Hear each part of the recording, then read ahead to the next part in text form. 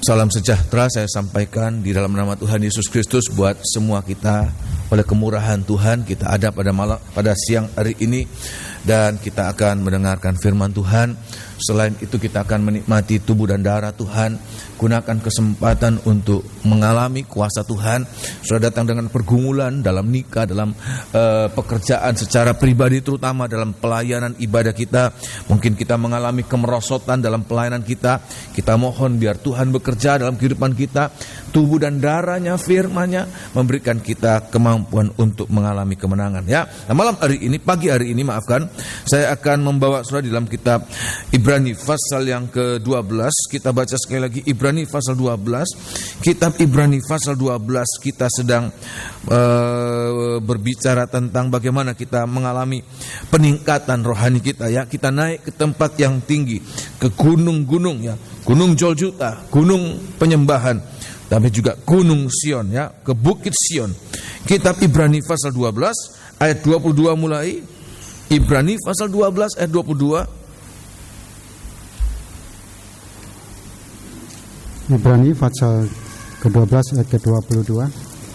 Tetapi kamu sudah datang ke bukit Sion, ke kota Allah yang hidup, Yerusalem surgawi, dan kepada beribu-ribu malaikat, suatu kumpulan yang meriah, dan kepada jemaat anak-anak sulung yang namanya terdaftar di surga, dan kepada Allah yang menghakimi semua orang, dan kepada roh-roh orang-orang benar yang telah menjadi sempurna. Ayat 24. Dan kepada Yesus pengantara perjanjian baru, ya, dan kepada darah pemercikan, yang berbicara lebih kuat daripada darah Habel. Terima kasih, ya. Penulis Ibrani mengatakan bahwa kita sekarang pergi ke Bukit Sion, bukan ke Bukit Sinai, bukan ke Gunung Sinai, tetapi ke Bukit Sion, di mana di Bukit Sion itulah kota Allah yang hidup, Yerusalem surgawi. Kita berjumpa dengan Yesus, pengantara perjanjian baru, di mana ayat mengatakan darahnya, pemercikan darahnya berbicara lebih kuat dari darah Habel sekalipun. Jadi kita lihat, itulah kita sedang beribadah ke sana. Kita sedang mengalami suasana Bukit Sion, membuat kita boleh mengalami suasana surga, Yerusalem baru dalam sepanjang ibadah kita. Bahkan itu nanti akan berpengaruh dalam kehidupan sekuler kita, dalam kehidupan sehari-hari kita, bahkan dalam hidup kita, bergaul kita, dalam cara kita mencari nafkah. Biarlah suasana Bukit Sion itu boleh mempengaruhi kehidupan kita, ya. Nah, pagi hari ini saya akan berbicara tentang bagaimana di Bukit Sion ada darah, ada pemercikan darah yang berbicara lebih kuat dari darah Habel, ya. Dan kita lihat di sini bahwa darah Habel itu darah orang benar, darah orang kudus yang dibunuh oleh karena imannya, oleh karena ibadahnya, oleh karena persembahannya. Dan ayat mengatakan darah itu akan berteriak, darah itu akan berseru kepada Tuhan, dan darah itu tidak berhenti hanya karena kematian jasmani, kematian tubuh. Ayat mengatakan darah itu berbicara dari tanah untuk melaporkan apa yang dia sedang alami, ya. Dan biarlah itu menjadi pengertian kita bahwa dalam setiap persoalan kita, dalam setiap masalah kita, dalam setiap ketidakadilan yang kita alami, maka darah itu akan bekerja untuk berbicara, bahkan untuk melaporkan apa-apa yang kita alami. Sehingga jangan takut kalau Tuhan tidak tahu. Tuhan tahu, Tuhan melihat, Tuhan mendengarkan, ya. Bahkan di dalam kitab Wahyu pasal yang ke-6, kitab Wahyu pasal yang ke-6, ya. Dalam kitab Wahyu pasal yang ke-6, kita mengerti ini, ya. Kitab Wahyu pasal yang ke-6 ayat yang ke-9 mulai. Kitab Wahyu pasal yang ke-6 ayat yang ke-9. Dan ketika anak domba itu membuka meterai yang kelima, ya, aku melihat di bawah mezbah jiwa-jiwa mereka yang telah dibunuh oleh karena firman Allah. Orang-orang yang telah mati, ya, seperti darahnya itu disiramkan di bawah mezbah. Darah itu akan berseru, jiwa-jiwa itu akan berseru, walaupun mereka mati, tapi suara mereka akan sampai ke hadapan hadirat Tuhan. Teruskan. dan oleh karena kesaksian yang mereka miliki. Ya. Dan mereka berseru dengan suara nyaring katanya, berapa lamakah lagi, ya penguasa yang kudus dan benar, engkau tidak menghakimi dan tidak membalaskan darah kami kepada mereka yang diam di bumi? Ya. Dan kepada mereka masing-masing diberikan selai jubah putih, dan kepada mereka dikatakan bahwa mereka harus beristirahat sedikit waktu lagi, hingga genap jumlah kawan-kawan pelayan dan saudara-saudara mereka yang akan dibunuh sama seperti mereka. Terima kasih. Darah Abel, darah orang-orang benar. Maka darah itu kalau mereka berseru, bukan tidak didengar oleh Tuhan, Tuhan mendengar dan Tuhan menjawab setiap seruan mereka, ya. Nah, kita lihat di sini dalam ayat yang ke 24 tadi kita sudah membaca bahwa ada perbandingan. Tuhan katakan di Bukit Sion ada pemercikan darah yang lebih kuat dari seruan darah Habel, ya. Darah Habel itu seorang manusia yang benar, dia berseru kepada Tuhan dan Tuhan mendengarkan. Dan perhatikan, tetapi di Bukit Sion ada suara yang lebih kuat, ya. Apa suara yang lebih kuat? Di mana kelebihan dari darah pemercikan itu lebih dari darah Habel? Di mana kelebihannya, ya? Malam hari ini saya akan sampaikan paling tidak ada 2 kelebihan dari darah Yesus. Darah yang berbicara lebih kuat dari darah Habel. Darah Yesus. Ada 2 kelebihan dari darah pemercikan itu, ya, yaitu yang pertama bahwa darah Habel berbicara kepada Tuhan untuk menuntut ketidakadilan yang dia alami, untuk menuntut pembalasan, untuk menuntut keadilan dari ketidakadilan yang dia alami, ya. Jadi ini yang pertama, bahwa darah Habel hanya sebatas dia menuntut keadilan dari apa-apa yang dia alami, dan Tuhan mendengarkan. Tuhan menuntut balas kepada Kain. Tuhan memberikan hukuman kepada Kain, ya. Bahkan kalau kita baca di dalam kitab Keluaran pasal 22, jangankan sampai mengalami kematian, ya. Oleh sebab itu ini pelajaran buat kita untuk kita tidak semena-mena. Mungkin pada satu saat kita diberikan, ya, kuasa oleh Tuhan. Tuhan izinkan kita mengalami ada kuasa dalam pekerjaan, kita memiliki suatu jabatan yang tinggi. Mungkin kita diberkati dengan banyak berkat-berkat jasmani sehingga kita ada kelimpahan-kelimpahan. Dan perhatikan, di dalam saat kita mengalami punya kuasa, Tuhan katakan jangan sampai kita melakukan ketidakadilan. Sebab Tuhan itu mendengarkan, Tuhan melihat dan Tuhan mendengarkan setiap ketidakadilan, dan Tuhan siap untuk membalaskan. Jadi jangankan sampai berdarah, sampai mati, walaupun baru dalam bentuk, ya, perlakuan yang tidak adil, Tuhan sudah mendengarkan. Kalau ada suatu seruan, saudara baca dalam kitab Keluaran pasal 22, oleh sebab itu Tuhan katakan kepada orang Israel, setelah orang Israel juga berseru kepada Tuhan, waktu mereka dianiaya oleh Firaun, oleh rakyat Mesir, mereka dianiaya dan mereka berseru kepada Tuhan, dan Tuhan mendengarkan seruan mereka dan Tuhan menolong mereka. Ada orang-orang yang diperlakukan tidak adil, sehingga Tuhan katakan kemudian dalam kitab Keluaran pasal 22, engkau dulu diperlakukan demikian, jangan lakukan apa yang pernah engkau lakukan itu, ya. Hari-hari ini kalau kita mengalami diperlakukan tidak adil, paling tidak ada 2 pelajaran yang Tuhan izinkan kita alami. Yaitu apa? Bahwa Tuhan melihat apapun yang kita alami. Tetapi yang kedua, supaya kita tidak melakukan apa yang pernah kita alami. Jangan lakukan itu lagi kepada orang lain. Seperti kita membalas dendam, tapi balas dendam kepada orang lain. Saya teringat waktu kita masuk kuliah di pelonco, ya, kita di pelonco senior kita, nanti kita kemudian, ya, melakukan lebih kasar lagi, lebih kejam lagi kepada junior kita. Ya, jangan lakukan itu. Kalau dulu kita mengalami itu, jangan lakukan lagi, ya. Tuhan katakan apa? Tolong baca. Keluaran pasal 22, kitab Keluaran pasal 22 ayat yang ke-21 mulai. Jadi sebab apa? Setiap ketidakadilan, setiap penindasan itu didengar, dilihat oleh Tuhan, dan Tuhan akan membela, Tuhan akan turun tangan membalaskan setiap ketidakadilan. Ayat yang ke-21 perhatikan.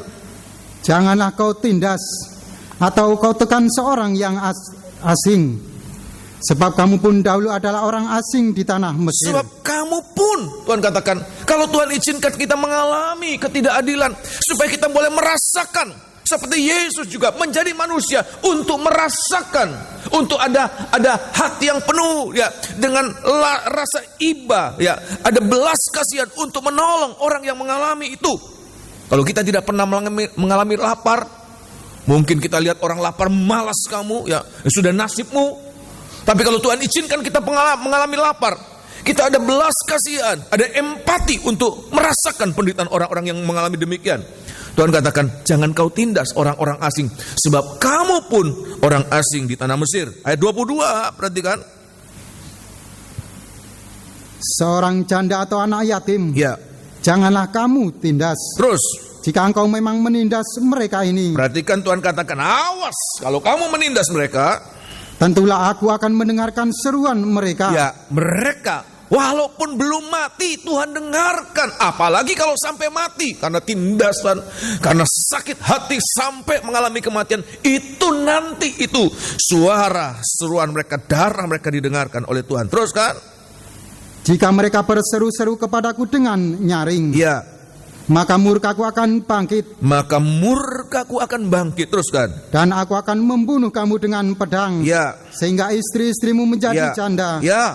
dan anak-anakmu menjadi yatim. Terima kasih karena kamu menganiaya janda-janda, karena kamu menganiaya anak-anak yatim. Nanti istrimu akan menjadi janda, nanti anak-anakmu menjadi anak-anak yatim. Oleh sebab itu di hari-hari ini jangan lakukan apa-apa yang menjadi ketidakadilan ya. Bahkan dalam perjanjian baru kita baca dalam kitab Yakobus pasal yang kelima, suratan Yakobus pasal yang kelima, seruan orang-orang yang tertindas itu didengar oleh Tuhan. Seruan seperti seruan darah Abel ya. Bahkan sebelum ya menjadi ya roh ya, itu juga didengarkan oleh Tuhan. Yakobus pasal yang kelima, ayat yang keempat, suratan Yakobus pasal yang kelima, dalam perjanjian baru Tuhan juga mengatakan demikian. Tuhan peringatkan kepada orang-orang kaya, orang-orang yang punya kekuasaan, kekuatan, jangan semena-mena terhadap orang yang lemah. Ya, jangan, Tuhan katakan, sebab nanti kalau mereka berseru menuntut keadilan atas ketidakadilan yang mereka alami, Tuhan akan membalas, Tuhan akan membela mereka, Tuhan akan mendengar seruan mereka ya.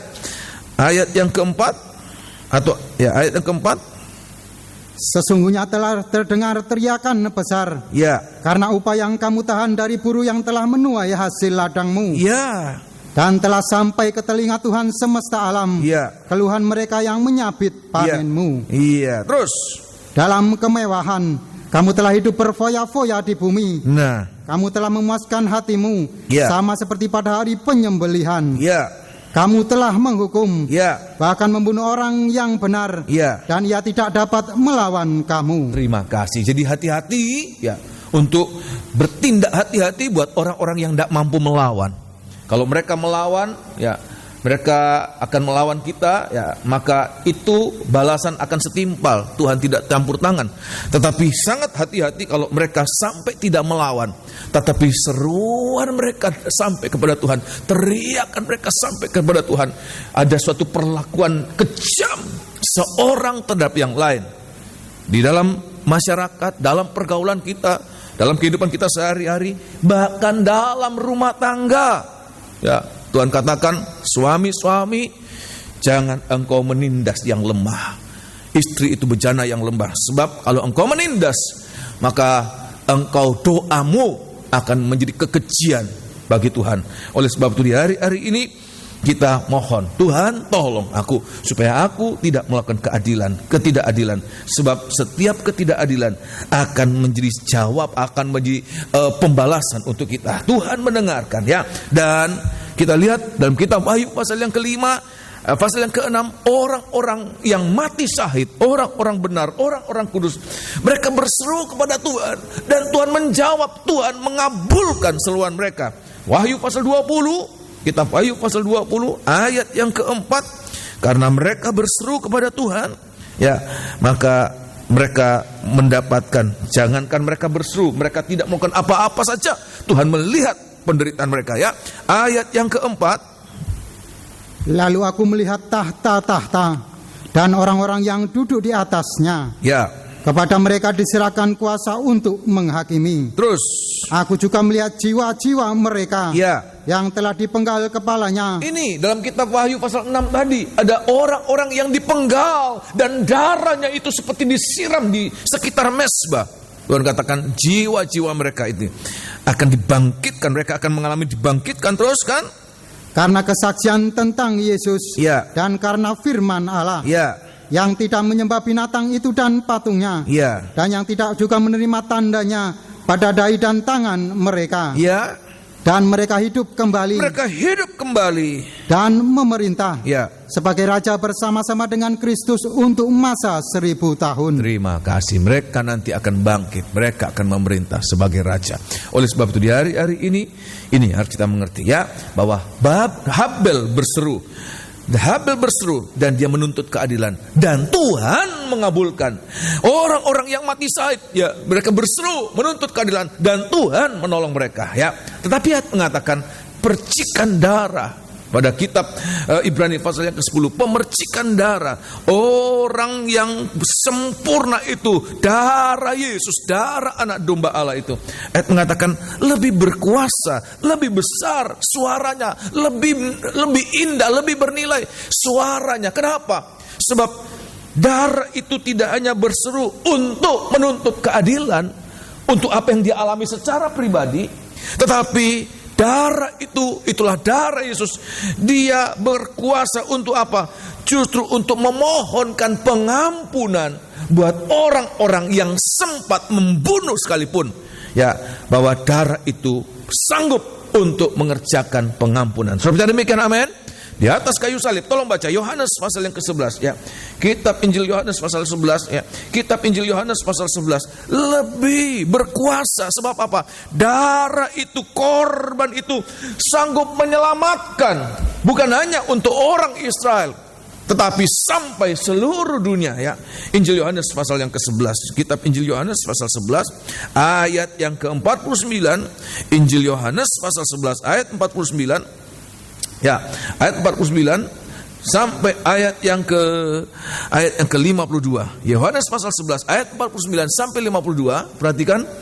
Tetapi seorang di antara mereka, Ya. yaitu Kayafas, imam besar pada tahun itu, berkata kepada mereka, kamu tidak tahu apa-apa. Kamu tidak tahu apa-apa. Dan kamu tidak insaf. Ya. Bahwa lebih berguna bagimu Ya. jika satu orang mati untuk bangsa kita. Satu orang mati, darah ini bagaikan korban. Dulu korban lembu, korban binatang. Sekarang Tuhan ya, dalam nubuatan Imam besar Kayafas mengatakan darah satu orang.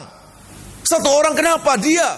Sebab dia tidak bercacat, dia tidak bercela, dia tidak berdosa. Maka darahnya itu ya, ayat mengatakan lebih berguna. Saya ulangi. Bahwa lebih berguna bagimu jika satu orang mati untuk bangsa kita, Ya. daripada seluruh bangsa kita ini binasa. Ayat 51 perhatikan. Hal itu dikatakannya bukan dari dirinya sendiri, Ya. tetapi sebagai imam besar pada tahun itu ia bernubuat bahwa Yesus akan mati untuk bangsa itu. Ya. Dan bukan untuk bangsa itu Bahkan saja, bukan hanya untuk bangsa Israel saja, tetapi juga untuk mengumpulkan Ya. dan mempersatukan anak-anak Allah yang tercerai-berai. Terima kasih. Bahkan untuk mengumpulkan anak-anak Tuhan, orang-orang ketebusan yang tercerai-berai di seluruh belahan bumi. Lewat darah itu nanti itu akan disatukan, akan mengalami pekerjaan darah itu menyucikan, membenarkan mereka ya.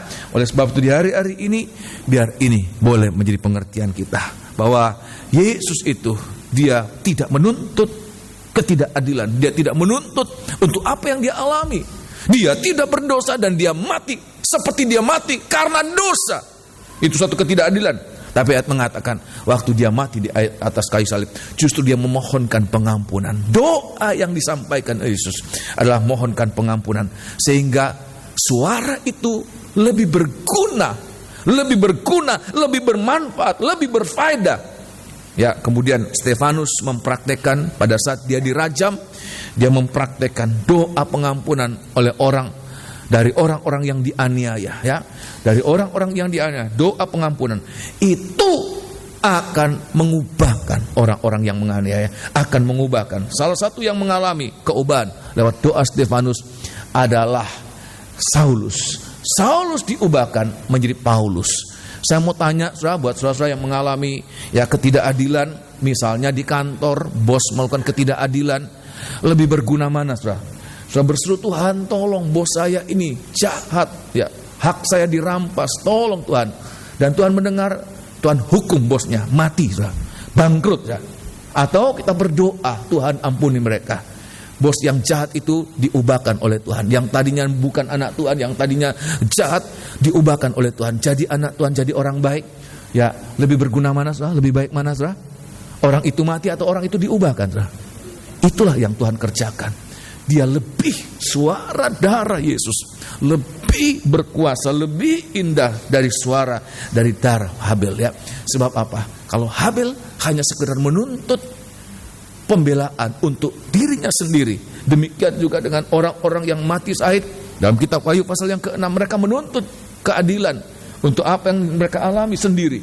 Tetapi Yesus suaranya berseru demi pengampunan, demi penebusan banyak orang, bahkan untuk orang-orang yang menganiaya dia sekalipun.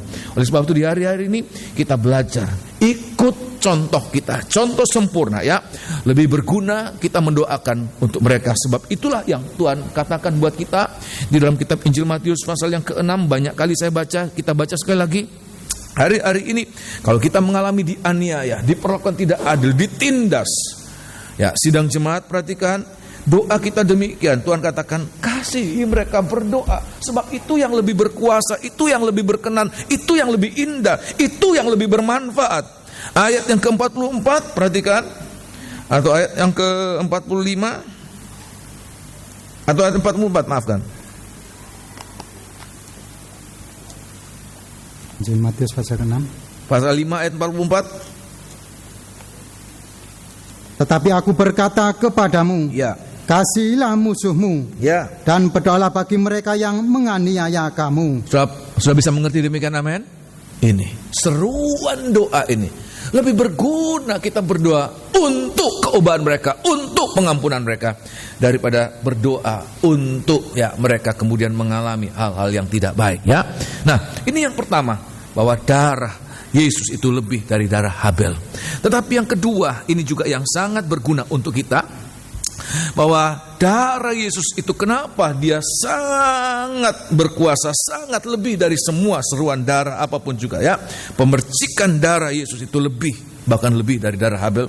Sebab darah Yesus itu sanggup, ini perhatikan, ini penting, sanggup untuk membenarkan, untuk menyucikan, bahkan untuk menyempurnakan semua kita sekalian, khususnya anak-anak Tuhan. Darah Yesus itu, seruan darah Yesus itu, pekerjaan darah Yesus itu sanggup untuk membenarkan, untuk menyucikan, bahkan untuk menyempurnakan. Bahkan orang-orang jahat. Siapa orang jahat itu? Nomor satu, Rasul Paulus. Luar biasanya hebatnya itu. Orang yang jahat sekalipun.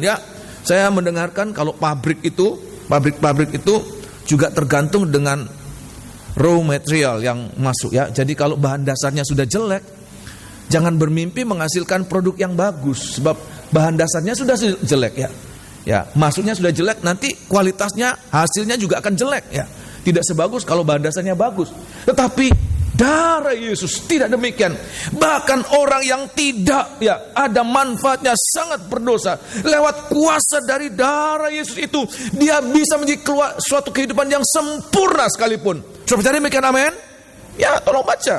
Rasul Paulus katakan itu, suratan 1 Timotius. 1 Timotius, suratan 1 Timotius, dia orang yang sangat berdosa, paling berdosa, tetapi mendapatkan kasih karunia. Dia boleh mengalami pekerjaan Tuhan yang luar biasa. Luar biasa. Bahkan dia menjadi sangat maju. 1 Korintus 15 sudah bisa baca. Lebih maju dari orang-orang yang lebih dahulu. Dia yang terkemudian, tapi dia menerima itu. 1 Timotius pasal yang kedua, 1 Timotius pasal yang pertama. Orang yang paling berdosa, 1 Timotius pasal yang pertama, ayat yang ke-14 atau ayat yang ke-15 langsung. Perkataan ini benar dan patut diterima sepenuhnya. Ya. Kristus Yesus datang ke dunia untuk menyelamatkan orang berdosa. Jadi darahnya itu untuk menyelamatkan orang-orang, bukan orang baik, tapi orang berdosa, bahkan orang yang sangat berdosa sekalipun. Ya, teruskan. Dan di antara mereka, Ya. akulah yang paling berdosa. Ya. Tetapi justru karena itu aku dikasihani, Ya. agar dalam diriku ini, Ya. sebagai orang yang paling berdosa, Nah, Yesus Kristus menunjukkan seluruh kesabarannya. perhatikan. Dengan demikian, aku menjadi contoh bagi mereka Ya. yang kemudian percaya kepadanya Ya. dan mendapat hidup yang kekal. Jadi kalau kita bisa melihat ini, pekerjaan darah Yesus, suara darah itu, pemercikan darah itu yang dilambangkan dengan darah lembu, darah domba yang diperciki kepada bangsa Israel. Maka ayat ini mengatakan itu membuat kita ada pengharapan. Jangan seorang pun yang putus asa. Waduh, saya mengalami ini, ikatan dosa ini sejak remaja, ya. Kebiasaan jelek itu sejak lahir, bahkan kita mengalami itu, ya. Saya tidak mungkin berubah, sangat mungkin berubah, asal kita mau pekerjaan itu, darah itu dipercikan dalam setiap kehidupan kita. Kalau kita mau menerima itu dipercikan, maka kita akan mengalami diubahkan. Orang yang paling berdosa, satu saat dia menjadi orang yang sempurna. So, saudara bisa percaya demikian, amin? Amin, saudara. Tidak ada yang tidak mungkin. Bagi manusia itu tidak mungkin, tapi bagi Allah semuanya mungkin. Oleh sebab itu di hari-hari ini yang menjadi masalah, maukah kita mengalami percikan darah yang sangat kuat itu? Maukah kita mengalami?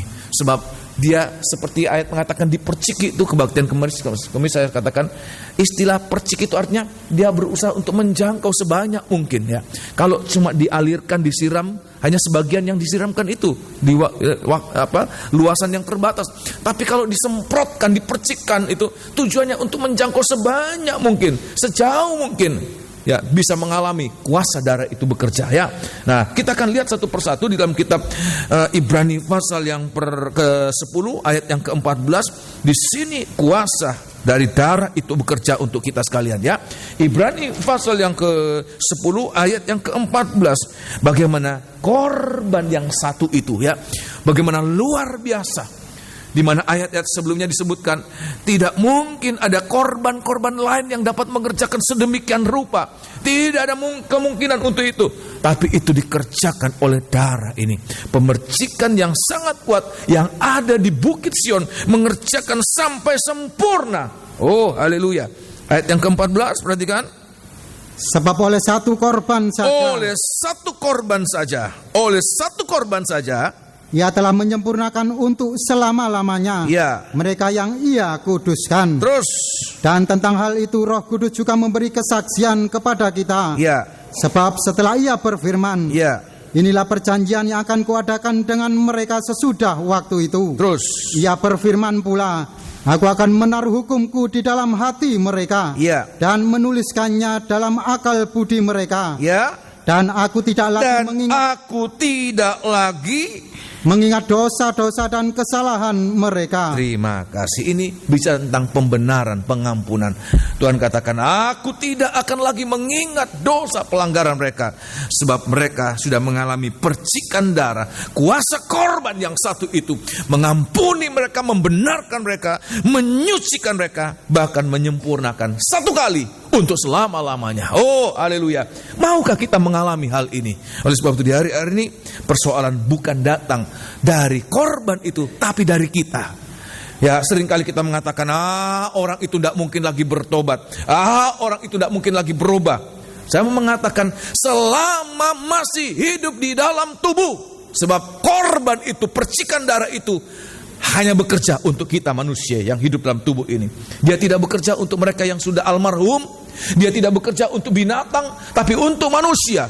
Selama kita masih hidup dalam dunia, selalu ada kesempatan untuk berubah.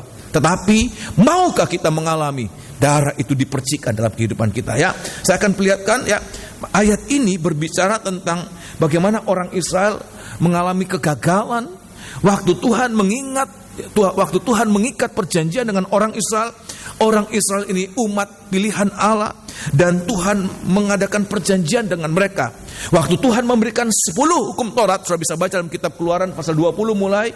Kitab Keluaran pasal 20, waktu Tuhan memberikan 10 hukum Taurat, mulai kitab Keluaran pasal 20, Tuhan memberikan 10 hukum Taurat dan ya petunjuk pelaksanaan. Ada peraturan-peraturan dalam 10 hukum Taurat itu secara global, secara garis besar. Tetapi juga Tuhan memberikan rincian ya. Kalau ada peraturan, ada juklak ya, petunjuk pelaksanaan. Saudara bisa baca pada Wahyu kitab Keluaran pasal 22, 23 itu ada petunjuk-petunjuk bagaimana dalam praktek setiap hari dalam keadaan yang nyata ya kepada orang Israel. Tuhan menunjukkan itu dan pada akhir Tuhan membicarakan itu lewat Musa kepada orang-orang Israel. Tuhan mengadakan suatu perjanjian kepada orang Israel. Dan waktu orang-orang Israel mendengarkan perjanjian itu, perkataan-perkataan dari Musa, dan mereka mengatakan, kami akan mendengarkan perkataan firman Allah dan kami akan melakukan. Dan sebagai ya ratifikasi dari perjanjian itu, sebagai pengesahan dari perjanjian itu, kemudian Musa mengambil korban binatang lembu dan dia percikan kepada orang Israel sebagai tanda bahwa perjanjian itu ada saksinya. Darah yang dipercikan itu menjadi saksi antara Allah dan orang Israel. Bagaimana mereka menjadi umat Allah. Mereka harus patuh pada apa yang mereka dengarkan lewat firman Allah dan mereka harus hidup di dalamnya. Tetapi apa yang terjadi, saudara? Orang Israel tidak pernah taat pada firman Allah. Justru mereka melakukan yang sebaliknya dari firman Allah. Mereka, Tuhan katakan hukum pertama, jangan ada ilah lain. Justru ya pada ayat selanjutnya mereka membangun ilah lain. Ya, mereka membangun ilah lain. Ya, lembu emas mereka bangunkan dan mereka katakan, inilah Allah kami yang membawa kami, memimpin kami keluar dari Mesir, menuntun kami. Perhatikan, waktu Tuhan katakan jangan ada perzinahan, mereka melakukan perzinahan di sekitar berhala itu. Semua hukum itu telah gagal. Orang Israel gagal. Oleh sebab itu Tuhan mengadakan perjanjian baru. Sebab hukum yang pertama, perjanjian yang pertama, itu mereka gagal melakukan itu. Dan Tuhan lewat korban, Tuhan mengerjakan suatu perjanjian baru. Itulah hidup kita. Untuk apa? Bukan hanya untuk orang Israel saja, tapi sampai menjangkau kita bangsa kafir. Ya. Nah, di dalam kitab Keluaran pasal 22, kita lihat ini. Keluaran pasal 24, maafkan. Keluaran pasal 24, soal lihat ini. Kegagalan mereka. Tetapi dalam perjanjian baru, kitab Ibrani tadi mengatakan, darah itu untuk memberikan kita suatu perjanjian yang lebih dari perjanjian lama itu. Sebab apa? Kalau yang lama itu hanya pakai korban, yang namanya korban lembu, korban domba. Darah lembu, darah domba. Tapi perjanjian baru, darah itu darah Yesus, darah yang tidak bercela. Itu menjadi ya stempel materai dari perjanjian, dan materai itu begitu kuat. Oh, haleluya, untuk memampukan kita orang kafir untuk menerima bagian dari perjanjian baru itu ya. Keluaran pasal 24, perhatikan ayat yang ke-7 atau ayat yang ke-6 ya. Atau ayat yang ke-7 langsung, ayat yang ke-7 ayat yang ke-8. Tapi orang Israel gagal untuk menerima itu ya. Ayat yang ke-7, diambilnyalah kitab perjanjian itu, lalu dibacakannya dengan didengar oleh bangsa itu, dan mereka berkata, ya, segala firman Tuhan ya akan kami lakukan. Jadi kita lihat di mana ada merasa mampu, merasa sanggup, merasa kuat, di mana ada kemampuan diri sendiri, di situ pasti akan terjadi kegagalan ya. Di mana kita merasa mampu melakukan firman Allah, di situ justru kita akan tidak mampu dan melakukan yang berlawanan ya. Orang Israel mengatakan, kami akan mendengar, kami akan lakukan, teruskan.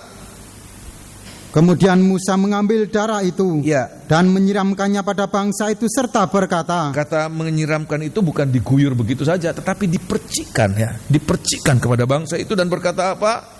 Inilah darah perjanjian yang diadakan Tuhan dengan kamu. Ya. Berdasarkan segala firman ini. Ya, terima kasih. Ya. Nah, kita lihat di dalam perjanjian baru, kitab Ibrani tadi, ya. Kitab Ibrani tadi, pasal yang ke-10 ayat yang pertama, ayat mengatakan, tidak mungkin darah binatang itu bisa menyempurnakan. Ya, tidak mungkin.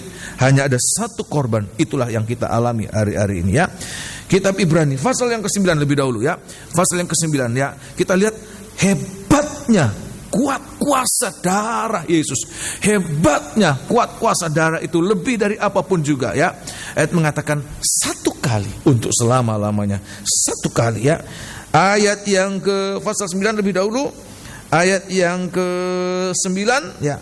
Ayat yang ke-9 itu adalah kiasan masa sekarang. Sesuai dengan itu, dipersembahkan korban dan persembahan yang tidak dapat menyempurnakan. Ya. Mereka yang mempersembahkannya menurut hati nurani mereka. Ya. Terus. Karena semuanya itu, di samping makanan, minuman dan berbagai macam pembasuhan, Ya. hanyalah peraturan-peraturan untuk hidup insani. Ya. Yang hanya berlaku sampai tibanya waktu Jadi pembaharuan. peraturan-peraturan, bayangan kitab Keluaran pasal 24 tadi itu hanya sekedar bayangan, sebab kegenapannya pada waktu kita Yesus harus mati. Ayat yang ke-24 perhatikan. Sebab Kristus bukan masuk ke dalam tempat kudus buatan tangan manusia, Ya. yang hanya merupakan gambaran saja dari yang sebenarnya, Ya. tetapi ke dalam surga sendiri, Ya. untuk menghadap hadirat Allah guna kepentingan Kalau kita. imam besar mengerjakan pendamaian untuk orang Israel, apapun Imamat pasal yang ke-16 sudah bisa baca, apapun kenajisan mereka itu dihapuskan lewat korban pendamaian itu, dan imam besar itu masuk ya ke dalam ruangan suci sampai ruangan maha suci. Dan ayat mengatakan itu dilakukan hanya satu kali 1 tahun ya, dan itu terjadi berulang-ulang. Tetapi Yesus, ayat mengatakan kuatnya korban itu. Ayat yang ke-25 perhatikan. Dan ia bukan masuk untuk berulang-ulang, Ya. mempersembahkan dirinya sendiri, Ya. sebagaimana imam besar setiap tahun Ya. masuk ke dalam tempat kudus dengan darah yang bukan darahnya sendiri. Iya, tetapi dia membawa darahnya sendiri. Oleh sebab itu di hari-hari ini, biarlah ini yang harus menjadi kerinduan kita. Tidak cukup kita hanya sekedar masuk keluar gereja, tidak cukup kita hanya sekedar menjadi orang Kristen, tidak cukup kita hanya sekedar mendapatkan pendidikan atau gelar kesarjanaan dalam bidang teologi atau apapun, tidak cukup. Tapi bagi kita di hari-hari ini, kita harus mengalami bagaimana darah itu kita mengalami dipercikkan dalam kehidupan kita. Kita seperti punya hubungan secara pribadi, hubungan secara langsung dalam kehidupan kita. Bagaimana darah itu boleh kita alami di dalam kehidupan nyata kita. Saya ulangi sekali lagi, keberhasilan hidup kita dalam Tuhan adalah bagaimana kita secara pribadi, bukannya sekedar pengetahuan, tapi bagaimana kita mengalami secara pribadi. Darah itu yang kita dengarkan. Setiap Paskah dia mati untuk orang berdosa.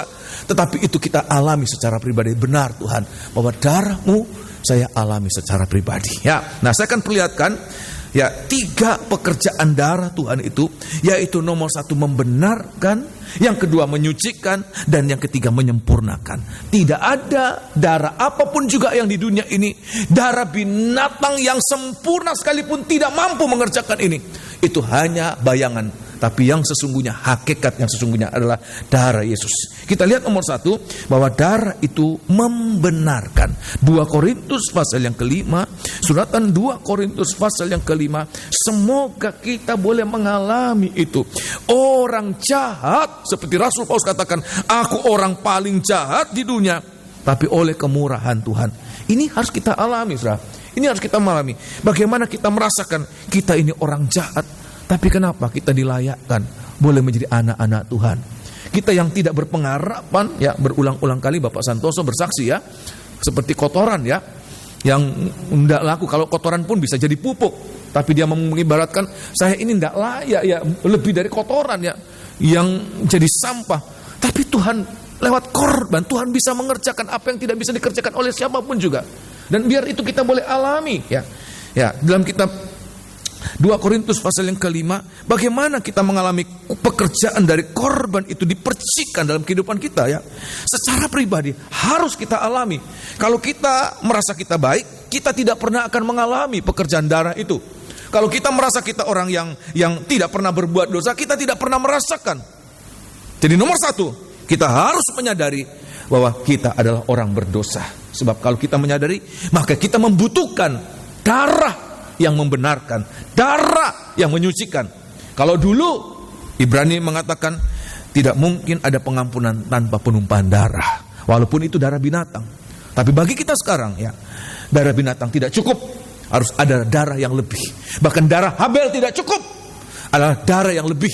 Apa itu? Sebab Habel ya dilahirkan dari pasangan yang sudah jatuh dalam dosa. Tetapi ada darah yang lebih. Darah anak domba yang tak bercacat dan bercelah. Itu yang harus kita alami ya. Kita 2 Korintus pasal yang kelima, 2 Korintus ayat mengatakan, kita akan dijadikan sebagai suatu ciptaan baru. Semua pelanggaran dosa tidak akan diingat lagi, dilupakan oleh Tuhan. Oh, haleluya ya. 2 Korintus pasal yang kelima, ayat yang ke-17, ayat yang ke-17 ya. 2 Korintus pasal 5 ayat yang ke-17. Perhatikan. Jadi siapa yang ada di dalam Kristus, Ya, ia adalah ciptaan baru. dia adalah ciptaan baru. Yang lama sudah berlalu. Ya. Sesungguhnya yang baru sudah datang. Nah, ayat mengatakan, bagaimana mungkin manusia bisa menjadi baru? Orang yang kotor, orang yang jahat, orang yang tidak benar ya. Bagaimana dia bisa menjadi kehidupan yang baru? Seperti orang itu tidak pernah berbuat dosa sebelumnya. Ini kata menjadi ciptaan baru itu, Tuhan memandang kita menjadi ciptaan baru seperti Tuhan memandang kita tadinya belum pernah berbuat dosa. Seperti tadinya suatu kehidupan yang begitu suci. Sedemikian. Maafkan, saya tidak ingin berbicara kotor ya. Saya gambarkan seperti ada seorang pelacur yang sangat kotor. Tapi lewat pengampunan Tuhan memandang dia seperti orang gadis perawan yang suci. Sedemikian pekerjaan dari darah itu mengerjakan, mengubahkan, mengampuni, melupakan. Dia menciptakan menjadi suatu ciptaan yang baru. Padahal dia seorang yang najis ya, seperti Rahab ya, seperti Rahab itu ya. Semua orang Yeriko mungkin pernah bersetubuh dengan dia, pernah berbuat najis dengan dia, tetapi dia mengalami kuasa pengampunan oleh darah Tuhan. Sehingga rahimnya bagikan dipinjam oleh Tuhan. Rahim yang najis itu dipinjam oleh Tuhan untuk mengalirkan ya benih ilahi sampai lahirnya Tuhan Yesus. Benih ilahi itu mulai melewati juga Rahab, rahim Rahab yang najis itu, tapi oleh darah Tuhan itu dianggap menjadi ciptaan yang baru. Seperti ya, saya membandingkan darah Rahab itu, rahim Rahab itu, seperti Tuhan anggap seperti rahimnya Maria, seorang remaja perawan yang kudus. Bagaimana mungkin benih yang suci ini dititipkan dalam rahim yang najis itu? Kalau tidak lebih dahulu Tuhan sucikan itu ya. Ya, begitu luar biasanya kuasa darah Tuhan itu ya. Ya, ayat yang ke-18 Tuhan katakan, dan semua itu siapa yang mengerjakan? Dan semuanya itu, ayat 18, dan semuanya ini dari Allah. Dari Allah yang dengan perantaraan Kristus ya, telah mendamaikan kita dengan dirinya ya, dan yang telah mempercayakan pelayanan pendamaian itu kepada kami. Terus, sebab Allah mendamaikan dunia dengan dirinya oleh Kristus dengan tidak memperhitungkan pelanggaran mereka. Ya. Ia telah mempercayakan berita pendamaian itu kepada kami. Jadi kami ini adalah utusan-utusan Kristus. Seakan-akan Allah menasihati kamu dengan perantaraan kami. Dalam nama Kristus, ya, kami meminta kepadamu. Perhatikan. Berilah dirimu didamaikan dengan Allah. Berilah dirimu didamaikan dengan Allah. Dia yang tidak mengenal dosa. Dia yang tidak mengenal dosa. Dia sempurna, dia suci, dia benar. Dia yang tidak mengenal dosa bagaikan domba yang tidak bercacat. Dia yang tidak mengenal dosa telah dibuatnya menjadi dosa karena kita. Supaya apa? Supaya dalam dia, supaya di dalam dia kita dibenarkan oleh Allah. Kita diampuni. Orang yang tidak berdosa, hanya orang yang tidak berdosa, darahnya sanggup mengampuni orang-orang yang berdosa, yang sangat berdosa sekalipun. Sudah bisa mengerti demikian? Amin. Oleh sebab itu tidak ada orang-orang kudus yang mampu menebus sesamanya. Sebab apa? Dia pun tadinya pernah berbuat dosa. Hanya orang yang tidak pernah berbuat dosa ya. Hanya darah Yesus itu yang sanggup membenarkan kita. Oleh darahnya di dalam dia, maka kita menjadi orang-orang yang benar. Dan kita lihat itu betapa Rasul Paulus katakan bahwa untuk mengalami percikan darah itu tidak semua orang mau. Tidak semua orang mau ya. Padahal itu mengalami dibenarkan, diampuni seandainya Ditjen Pajak mengumumkan bahwa nanti tanggal berapa ya akan ada pemutihan, saudara yang pernah nunggak pajak, pernah salah dalam perpajakan ya, maka nanti saudara semua kesalahan saudara akan dihapuskan. Saya percaya kantor pajak itu akan kewalahan, ya, akan kewalahan untuk menampung orang-orang yang mau diputihkan.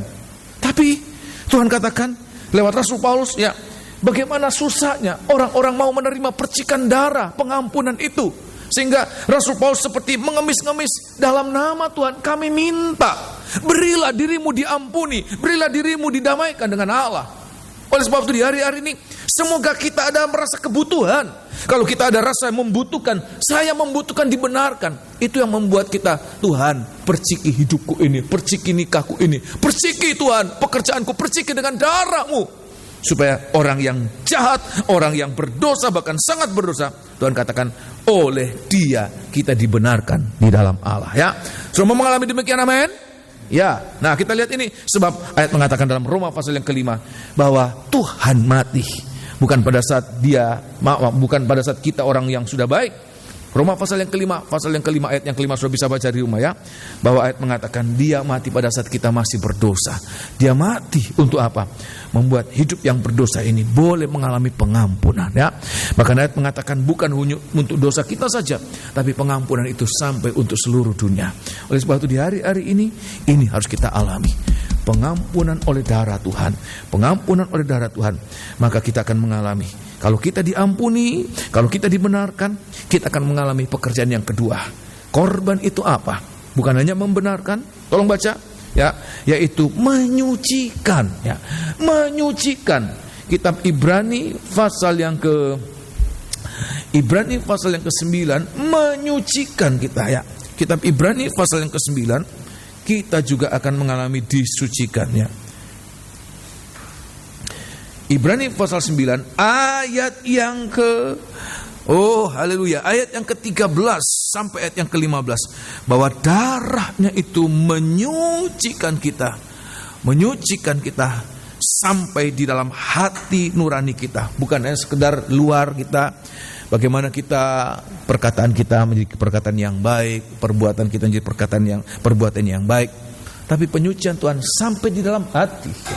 Kalau kita hanya sekedar mengalami penyucian untuk perkara-perkara yang luar saja, kalau dalam kita ini sumbernya tidak mengalami disucikan, nanti satu saat yang ada di dalam akan keluar juga, akan nyata juga. Oleh sebab itu di hari-hari ini kita mohon Tuhan, sucikan aku sampai di dalam hati batin ini. Siapa yang bisa mengerjakan itu? Tolong baca ayat yang ke-13. Sebab jika darah domba jantan dan darah lembu jantan dan percikan abu lembu muda menguduskan mereka yang najis. Ya, hanya menyucikan mereka yang najis, sehingga mereka disucikan secara lahiriah. Hanya secara lahiriah. Ya, perhatikan, hanya secara lahiriah. Tetapi betapa lebihnya darah Kristus, ya, yang oleh roh yang kekal, perhatikan, telah mempersembahkan dirinya sendiri kepada Allah, ya, sebagai persembahan yang tak bercacat, ya, akan menyucikan hati nurani kita. Hati nurani ini tidak ada seorang pun yang sanggup menjangkau hati nurani seseorang, mengerti hati nurani seseorang. Hanya Allah, dan darahnya itu akan menjelajah, ya, menjangkau, dia masuk begitu dalam, dia akan melakukan penetrasi sampai dalam hati nurani kita. Teruskan. Dari perbuatan-perbuatan yang sia-sia, ya, supaya kita dapat beribadah kepada Allah yang hidup. Terima kasih, sehingga ibadah kita tidak sia-sia.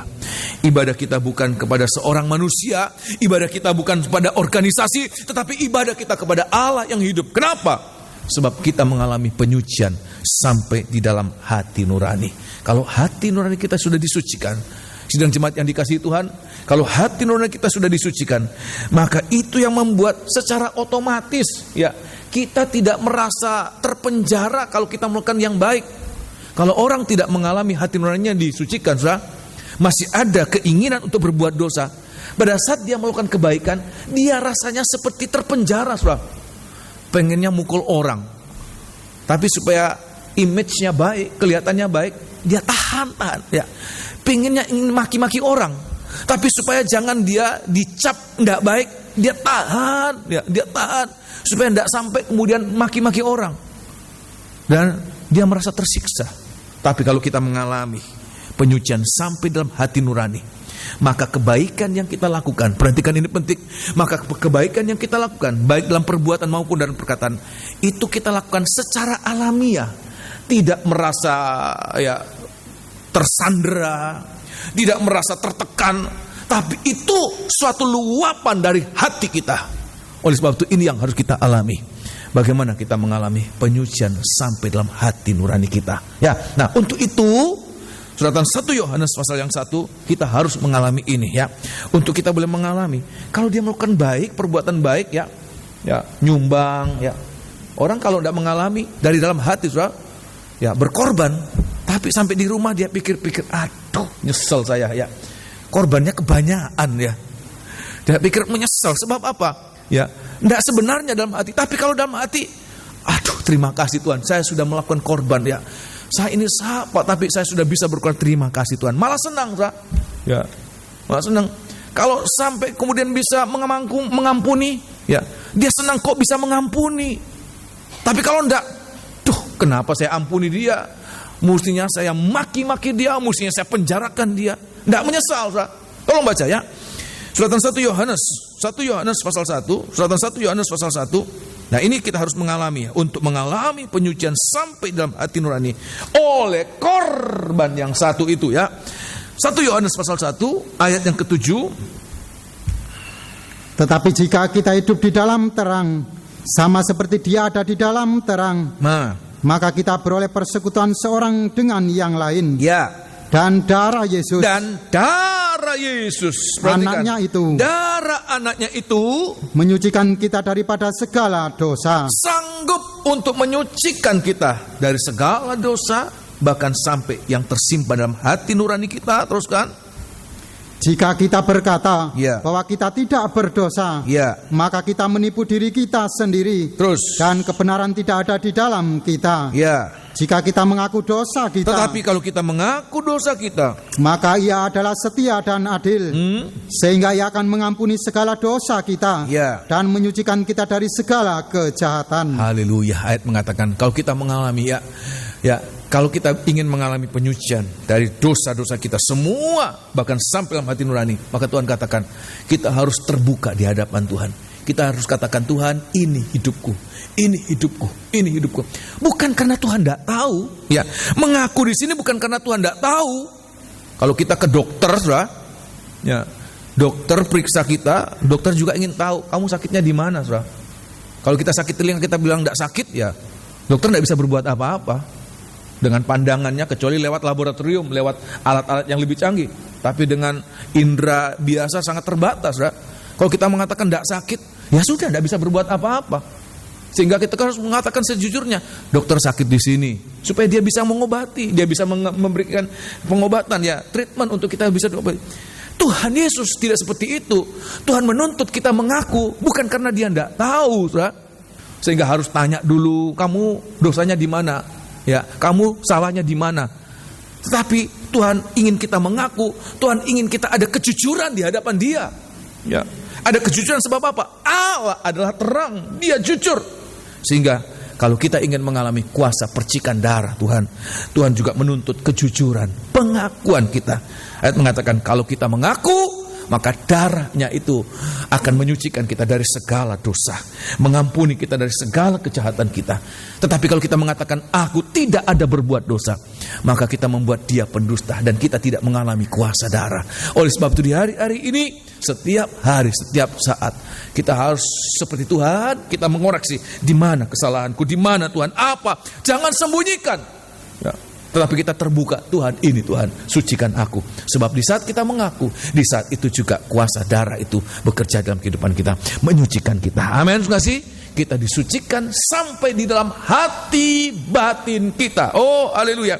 Sampai di dalam hati batin kita. Semuanya ya. Kalau sudah hati batin disucikan, itu yang membuat seseorang tidak kemudian ada kepingin untuk kembali dalam kehidupan yang lama. Sebab apa? Dia melihat hidup lamanya itu dengan jijik. Ya, kalaupun dia dipaksa, dia tidak mau. Tuhan, saya tidak mau. Jangan sampai, jangan bawa Tuhan. Saya tidak mau lagi. Saya tidak mau. Ya, oleh sebab itu di hari-hari ini Dia tidak merasa terbelenggu, terpenjara. Ya, tidak boleh ini, tidak boleh itu. Tetapi itu dia alami dengan sukacita, dengan sukarela. Ya, sebab apa? Hati batinnya sudah mengalami penyucian. Ya, jadi kita lihat di sini ya. Dan yang ketiga, bukan hanya menyucikan, tetapi juga sampai menyempurnakan. Oh, haleluya. Ayat mengatakan dia menyempurnakan satu kali untuk selama-lamanya. Luar biasa ya. Obat itu ya, itu bagaikan sekali minum langsung sembuh. Kuat enggak obat itu, Saudara? Enggak harus berulang-ulang kali, Saudara. Seperti begitu, Saudara ya. Ada sesuatu ya, satu kali untuk selama-lamanya. Sedemikian kuasa dari percikan darah Tuhan ya. Nah, 1 Petrus pasal pertama kita lihat ini ya. 1 Petrus pasal pertama ya, kenapa dia sanggup? Kenapa dia sanggup? Sebab memang, perhatikan, sebab memang darah itu adalah darah yang sempurna. Karena darah itu darah yang sempurna, maka dia mampu untuk menyempurnakan. 1 Petrus pasal 1, suratan 1 Petrus pasal 1, ayat yang ke-18 dan ayat yang ke-19. 1 Petrus pasal 1 ayat 18 dan ayat yang ke-19. Oh, haleluya. Sebab kamu tahu bahwa kamu telah ditebus dari cara hidupmu yang sia-sia, ya, yang kamu warisi dari nenek moyangmu yang itu. Kamu warisi dari nenek moyang itu, perhatikan, bukan dengan barang yang fana, bukan dengan barang yang fana, bukan pula dengan perak atau emas, bukan dengan perak atau emas, melainkan dengan darah yang mahal, darah yang mahal, yaitu darah Kristus, darah Kristus, yang sama seperti darah anak domba, darah anak domba, yang tak bernoda dan tak bercacat. Terima kasih. Jadi kita lihat ini, ayat mengatakan kita mengalami ini, pekerjaan darah itu. Darah Kristus itu disebutkan darah yang mahal ya. Darah Kristus itu darah yang mahal. Kita bisa mengalami penyempurnaan ya, kalau kita bisa melihat bahwa darah itu darah yang mahal ya. Kata darah yang mahal itu artinya apa, Saudara? Berharga. Bagi kita di hari-hari ini apa? Menghargai. Ya, perhatikan, seseorang hanya akan mengalami penyempurnaan kalau nomor satu, dia menghargai bahwa darah itu darah yang mahal. Ya, ada orang yang tidak menghargai darah itu darah yang mahal. Ya, pikirnya kok gampang saja, gampang saja, di mana-mana ada, ya gampang saja. Ya sudah diampuni, lakukan lagi. Sebab apa? Toh nanti ada darah lagi menyucikan kita, ya kita diampuni lagi, disucikan lagi, ya gampang. Sehingga darah itu tidak dihargai sedemikian. Bukan mencapai, mengalami, disempurnakan. Perhatikan ini. Kalau kita tidak menghargai darah itu, ya orang yang tidak menghargai darah Tuhan, bukan mengalami penyucian, bukan mengalami penyempurnaan, tapi justru ayat mengatakan tidak akan mengalami pengampunan untuk kedua kalinya. Ini berbahaya sekali. Tuhan pada akhir zaman tidak lagi menggunakan darah binatang, tapi darah Yesus sangat berkuasa. Tetapi ini harus kita perhatikan. Kalau ada orang-orang yang tidak menghargai, ya pikirnya toh gampang, ya darah Tuhan kan bisa menyucikan kita kapan saja memang, ya di mana saja memang, dosa apa saja memang. Tapi satu perkara, darah itu darah yang mahal. Semoga kita boleh mengerti seolah-olah ya pengampunan itu hanya satu kali, seolah-olah, sehingga kalau kita mengalami pengampunan kita kan jaga jangan sampai kita lepaskan, jangan sampai kita jatuh lagi. Ya notabene pada dosa yang sama. Tiap kali ke gereja minta ampun, tiap kali pulang lagi lakukan lagi, masuk gereja minta ampun, pulang lagi lakukan lagi. Seolah-olah darah itu murah. Tidak, darah itu mahal. Tuhan katakan jangan lakukan lagi ya. Saya ingat ayatnya di dalam kitab 2 Petrus pasal yang kedua, suratan 2 Petrus, jangan lagi ya. Sebab kalau lakukan lagi, Tuhan katakan itu maafkan ya. Ya. Tidak ada pengampunan. 2 Petrus pasal yang kedua, suratan 2 Petrus pasal yang kedua, ayat yang ke-20. Ya, 2 Petrus pasal yang kedua ayat 20, kita harus menganggap itu sebagai darah yang mahal. Hargai itu. Hanya orang-orang yang menghargai darah itu yang akan mengalami, dibenarkan, disucikan, bahkan disempurnakan. Sebaliknya yang tidak menghargai itu, padahal sudah mengalami, dibenarkan, sudah mengalami, disucikan, tapi kembali lagi. Ayat mengatakan, tolong baca ya, ayat yang ke-20, Sebab jika mereka oleh pengenalan mereka akan Tuhan dan Juru Selamat kita Yesus Kristus Ya, telah melepaskan diri dari kecemaran-kecemaran dunia. ya sempat mengalami dilepaskan dari kecemaran itu, Tetapi terlibat lagi di dalamnya. tapi terlibat lagi, ya terbabit lagi terus kan. Maka akhirnya keadaan mereka lebih buruk daripada yang semula. Tuhan katakan apa? Karena itu bagi mereka adalah lebih baik Ya, jika mereka tidak pernah mengenal jalan kebenaran ya, daripada mengenalnya, ya. tetapi kemudian berbalik dari perintah kudus yang disampaikan kepada mereka. Terima kasih. Ibrani pasal yang ke-6. Kitab Ibrani pasal yang ke-6 ya. Ibrani pasal yang ke-6 ayat yang ke Ibrani pasal yang ke-6 ayat yang ke-4. Oleh sebab itu biar kita ini nomor satu, hargai bahwa darah itu mahal, bahkan sangat mahal, tidak terbeli. Ya, dengan emas sebanyak apapun, perak sebanyak apapun, tidak mampu Tuhan. Ya, kita mampu membayar itu. Kenapa kita bisa mendapatkan? Ya, sebab Tuhan tahu kita tidak mampu sehingga Tuhan gratiskan ya. Tapi kalau gratis itu bukan berarti murahan, sah? Kalau di dunia gratisan itu yang murahan. Tapi gratisnya Tuhan ya. Kita tidak mampu dengan cuma-cuma. Sebab memang kita tidak mampu membayar. Oleh sebab itu Tuhan gratiskan. Tapi sebenarnya itu darah sangat mahal ya. Darah yang mahal ya. Tidak mampu kita beli. Ayat yang keempat, perhatikan. Sebab mereka yang pernah diterangi hatinya, yang pernah mengecap karunia surgawi, dan yang pernah mendapat bagian dalam Roh Kudus, dan yang mengecap firman yang baik dari Allah, dan karunia-karunia dunia yang akan datang. Perhatikan. Namun yang murtad murtad lagi. tidak mungkin dibaharui sekali lagi sedemikian Ya, hingga mereka bertobat. ya, Sebab mereka menyalibkan lagi anak Allah ya. bagi diri mereka Ya. dan menghinanya di muka umum. Terima kasih. Pasal 10, Ibrani pasal 10 Tuhan katakan untuk orang yang menghina, menganggap najis, menganggap murah darah itu ya. Ayat yang ke-28 Ibrani pasal 10 ayat 28, perhatikan. Jika ada orang yang menolak hukum Musa, Ya. ia dihukum mati tanpa belas kasihan Ya. atas keterangan 2 atau 3 orang saksi. Teruskan. Betapa lebih beratnya hukuman yang harus dijatuhkan atas dia Ya, yang menginjak-injak anak Allah, ya, yang menganggap najis darah perjanjian yang menguduskannya, ya. dan yang menghina roh kasih karunia. Terima kasih. Oleh sebab itu di hari-hari ini biar kita mohon Tuhan, biar aku bisa ada kemampuan untuk menghargai darah-Mu itu. Sebab Engkau hanya satu kali mengorbankan diri dan kemudian datang untuk menjemput kami dalam kemuliaan.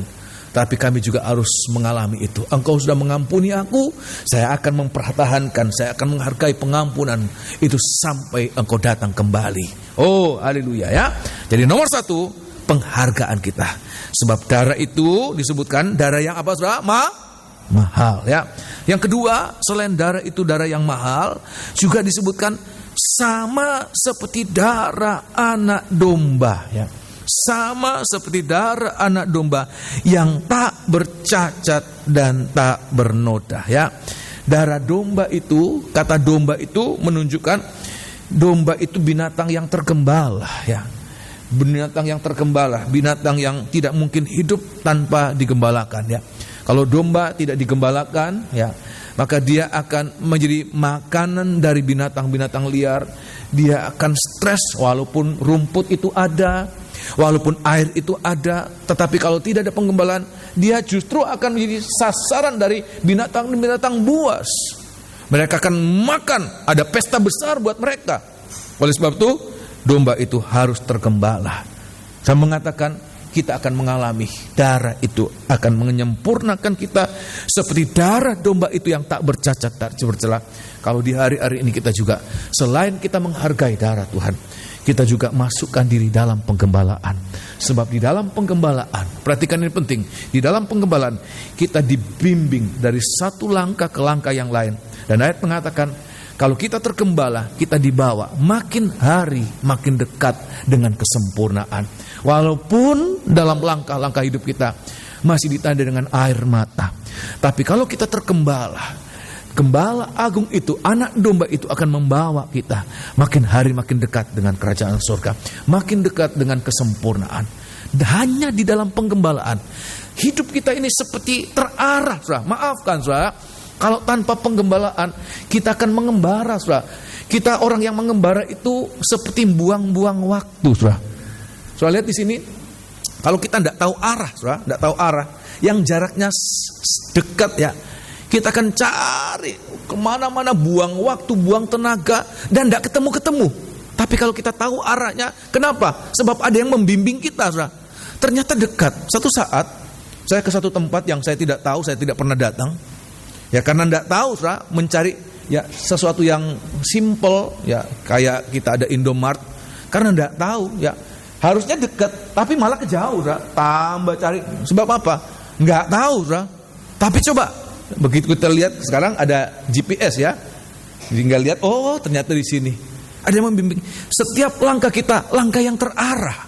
Langkah yang terarah, kita akan begitu ya menggunakan kesempatan waktu itu untuk makin hari makin mencapai kesempurnaan ya. Di dalam kitab Wahyu pasal yang ke-7, semoga kita bisa mengerti ini ya. Wahyu pasal yang ke-7, mencapai kesempurnaan kalau kita tergembala ya. Sebab dia darah anak domba itu, dia adalah domba ya, anak domba yang tak bercacat tercela. Kita akan diubahkan seperti nilai dari anak domba itu ya. Wahyu pasal yang ke-7 ayat yang ke-17, biar masukkan diri dalam penggembalaan. Masukkan diri dalam penggembalaan. Dalam penggembalaan kita akan menghargai ya korban itu. Dalam penggembalaan kita akan dibawa, dibimbing, digiring pada arah yang benar ya. Ayat yang ke-17, sehingga hari demi hari langkah-langkah kita makin dekat dengan kesempurnaan ya. Ayat yang ke-17, dia darah yang mahal, dia darah anak domba yang tak bercacat, tak bercelah ya. Ayat yang ke-17 perhatikan. Sebab anak domba yang di tengah-tengah tahta itu akan menggembalakan mereka ya, dan akan menuntun mereka ke mata air kehidupan. Dan akan menuntun kita ke mata air kehidupan. Sudah tahu di mana mata air kehidupan? Di tahta Allah. Ya, tahta Allah itu ya. Kalau dalam ibadah orang Israel, tahta Allah itu yang namanya tabut perjanjian. Dia letaknya di ruangan Maha Kudus. Ruangan Maha Kudus itu berbicara tentang kesempurnaan. Kita dibawa ke sana. Perhatikan ya. Terus kan? Dan Allah akan menghapus segala air mata dari mata mereka. Terima kasih. Kalau kita hidup dalam penggembalaan ya. Kalau kita hidup dalam penggembalaan, maka kita akan lihat setiap hari, setiap saat, dalam langkah-langkah hidup kita, rencana-rencana kita dibimbing. Langkah-langkah kita, setiap langkah dibimbing oleh Gembala Agung itu, anak domba yang tak bercacat celah, yang darahnya itu membenarkan kita, yang darahnya itu menyucikan kita. Darah yang sama juga untuk menyempurnakan kita, asal kita mau masuk ya. Sebab dalam setiap langkah-langkahnya, ayat mengatakan dia meninggalkan tetesan darah itu. 1 Petrus mengatakan tetesan-tetesan darah itu untuk kita ikuti, untuk kita teladani. Kalau kita mengikut itu, maka tanpa kita sadari, lama hari, tambah kita menjadi sempurna. Sampai satu saat dia datang kembali, kita mencapai kesempurnaan yang kekal. Oleh sebab itu di hari-hari ini, masukkan diri, giatkan, jangan sampai tidak tergembala. Domba itu akan menjadi sasaran santapan musuh kalau dia tidak tergembala. Tapi walaupun domba itu lemah, domba sembelihan, ayat mengatakan kita akan lihat dalam setiap langkah-langkah hidup kita, dari kemenangan kepada kemenangan kita akan dipimpinnya. Sampai satu saat kita akan sampai ke sumber dari mata air, dari mata air itu, dari air kehidupan itu. Itulah tahta Allah, ke sana kita akan pergi. Tempat yang sempurna. Di hadapan Tuhan kita disempurnakan. Apa-apa yang tidak sempurna kita disempurnakan dalam setiap langkah-langkah di dalam penggembalaan ya. Oleh sebab itu di hari-hari ini masukkan diri dalam penggembalaan. Di situ kita dibimbing menghargai korban Kristus, menghargai korban Kristus ya. Siang hari ini kita akan menikmati tubuh dan darah Tuhan. Kita akan gunakan waktu yang ada, manfaatkan kesempatan ini ya. Kita akan nyanyikan ya.